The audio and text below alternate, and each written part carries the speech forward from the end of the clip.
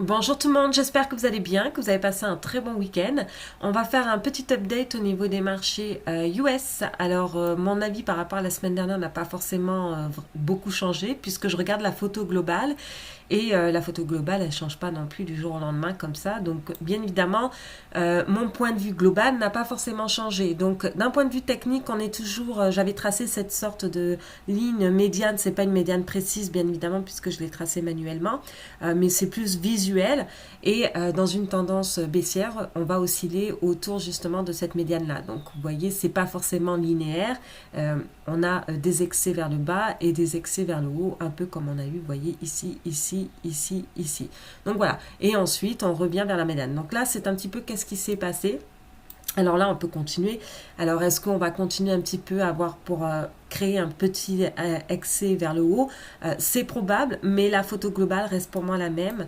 Pour l'instant, tant qu'on n'a pas forcément réglé tout ce qui est dans l'environnement, pour moi, il n'y a pas forcément de reprise pour aller remonter et faire des nouveaux plus hauts.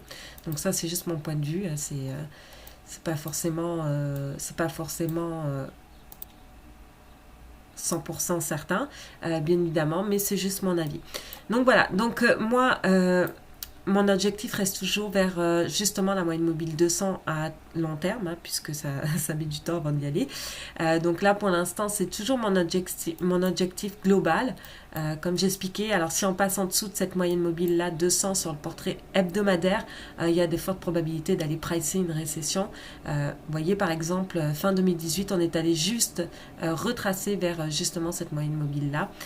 Et ensuite, sur cette moyenne mobile-là, si vraiment on la casse, là, on va pricer vraiment une petite récession. Mais pour l'instant, il n'y a pas forcément, comme vous pouvez constater, même ici, il n'y a pas forcément de signe qu'on va reprendre. On est toujours avec des plus hauts plus bas et des plus bas plus bas. Donc pour moi, on est encore dans une tendance baissière à ce niveau-là. Donc nous sommes maintenant au mois de juin. Au mois de juin, qu'est-ce qui se passe? On a le QT. Le QT, alors pour ceux qui ne savent pas qu'est-ce que c'est le quantitative tightening, c'est-à-dire que c'est lorsque la Fed va un petit peu retirer de l'argent des systèmes financiers. Donc on a le QE, hein, qui est injecter de l'argent, donc en achetant des obligations gouvernementales par exemple, et le QT qui est de retirer de l'argent, donc ça a une réduction sur le bilan de la Fed, et en fait comment il procède, c'est juste que les obligations qui arrivent à maturité ne sont pas toutes les obligations, c'est juste une partie, hein, comme ils disent, une partie des obligations ne seront pas réinvesties dans des nouvelles maturités. Donc du coup ça réduit un petit peu le bilan de la Fed. La Fed, qui est bien évidemment la banque centrale aux US. Donc, j'avais fait ce petit graphique-là qui est quand même très intéressant, où on peut voir justement les effets des programmes QE et QT. Donc, QE, Quantitative Easing, QT, Quantitative Tightening. L'un, c'est pour injecter de l'argent, l'autre, c'est pour retirer de l'argent, réduire le bilan. Donc, les effets sont quand même assez importants sur les marchés financiers, puisque depuis 2008, nous avons quand même une certaine dépendance justement à ce genre de programme de la part des marchés financiers. Donc, si on voit par exemple le début du QE, c'était justement pour sauver un petit peu la crise financière, hein, en 2008. Donc, vous voyez, quand ça a commencé, c'était en 2009, je crois. Donc voilà, le marché a commencé à monter et à reprendre lorsqu'on a injecté de l'argent. Il en était de même, hein, quand on a eu la crise du Covid. Vous voyez ici le début du QE, donc injecter de l'argent a fait en sorte à ce que ça monte ensuite quand on ait une petite reprise et que ça soutienne les marchands puisqu'on injecte de la liquidité. Et le QT, ce qui est le contraire, donc ce qui est de enlever de la liquidité du système financier. On a eu le début du QT, vous voyez, c'était fin 2017, début 2018, donc là ça a créé des trous de volatilité comme vous pouvez constater.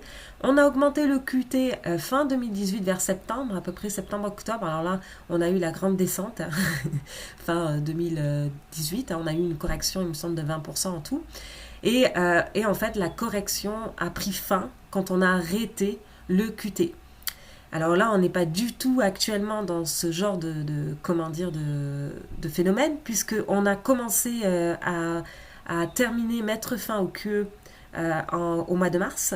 Et là, on va commencer le QT, donc le début du QT comme ici, on est en train de le commencer. Donc, généralement, on peut voir que dans le passé, le début du QE ou la fin du QT ou le début du QE encore, permet d'avoir des hausses, parce qu'on injecte de la liquidité, donc c'est plus favorable au marché financier. Mais le contraire crée de la volatilité, puisque ça crée des trous des liquidités, donc bien évidemment, c'est un petit peu le contraire. D'ailleurs, on peut le voir, là il y a un article assez intéressant qui a été écrit. On peut voir justement les performances du S&P 500, donc le SPY, c'est un ETF aux États-Unis, mais qui traque les performances du S&P 500.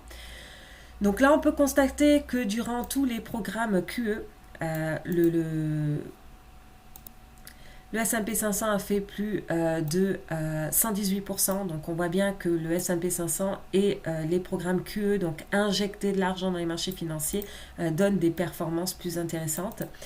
Là, on peut le voir par exemple au bout juste des 3 QE, la performance du S&P 500 grâce aux 3 programmes de QE, là c'était 52%, donc c'est pas négligeable sur du S&P 500. Et ensuite, on a par exemple le début du QT, donc là c'est le contraire, comme je disais, on va retirer de l'argent du système financier, donc on va réduire le bilan de la Fed. Là, on peut voir que le QT a généré des performances négatives. Donc oui, ça a un impact. Et là, on peut voir que la fin du QT, donc là, on a mis fin au QT puisque le marché avait corrigé de 20%. Et là, tout d'un coup, les marchés financiers ont repris 17-18% lorsqu'on a arrêté ce système-là. Et donc là, on a mis fin au QE. Et on n'a pas encore commencé le QT, c'est la semaine prochaine. On a mis fin au QE, donc le dernier programme quantitative easing de la Fed.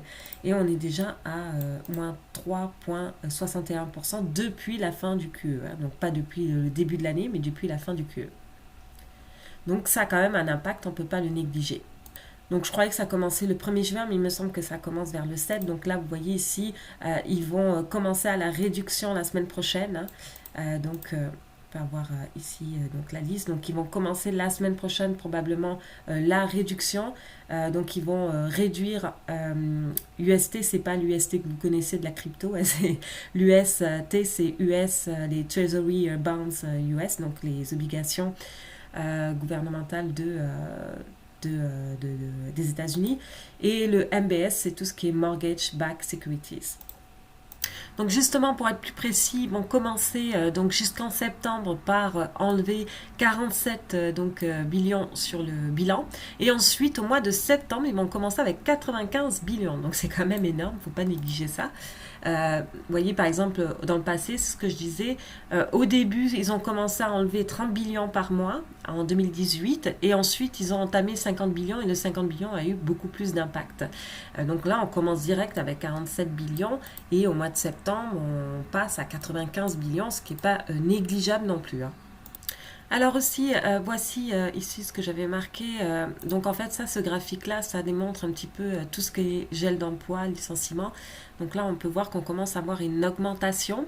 Et puis c'est au-delà de ça, c'est que bon, ok, on gèle les emplois, ça va, mais si on va avoir du licenciement massif, étant donné que les Américains n'ont pas forcément d'argent épargné, vous voyez bien que la liquidité qui était mise vous voyez, US Personal Saving, donc l'épargne personnelle américaine, un pourcentage du revenu disponible personnel, vous voyez bien qu'on est revenu sur les mêmes niveaux que 2007-2008. Donc oui, les banques ont plus par exemple de liquidités qu'en 2008, mais par contre les particuliers sont un peu à peu près dans la même dynamique, étant donné qu'on voit qu'ils n'ont pas de liquidité de côté.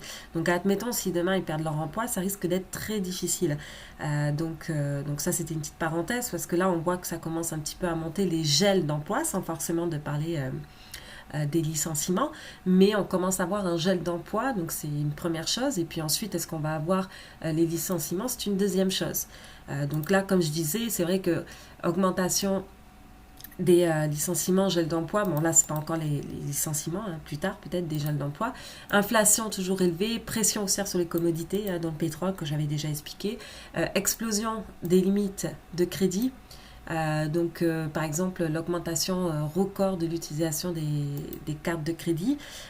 Quantitative tightening, donc c'est ce que je vous expliquais tout à l'heure, retirer des liquidités du système financier, épargne à sec, ralentissement de croissance, tout ça, en fait, ça donne place à ce que la liquidité s'évapore à fur et à mesure.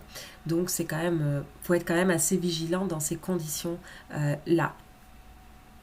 Parce que quand on voit des cartes de crédit, des records d'utilisation, qu'ils n'ont pas d'argent de côté, ok, que là on commence à geler un petit peu, qu'on fait du gel d'emploi, voilà, c'est quand même, il faut être vigilant. Donc oui, la Fed, elle ne changera pas d'avis tant que l'inflation reste élevée. Donc pour que la Fed vraiment change d'avis, il faudrait des éléments majeurs.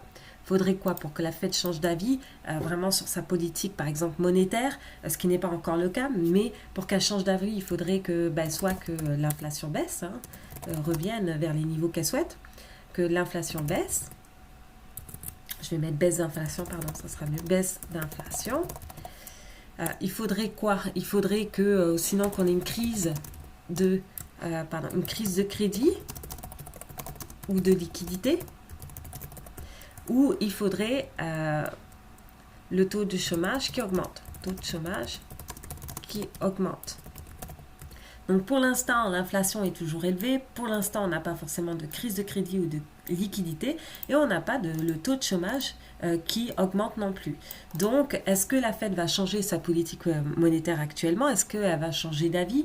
Non, elle va rester toujours agressive jusqu'à temps que un de ces trois éléments-là va apparaître et donc elle va bien évidemment acter par rapport à ça. Mais pour l'instant, aucun de ces trois données-là sont actuellement présentes.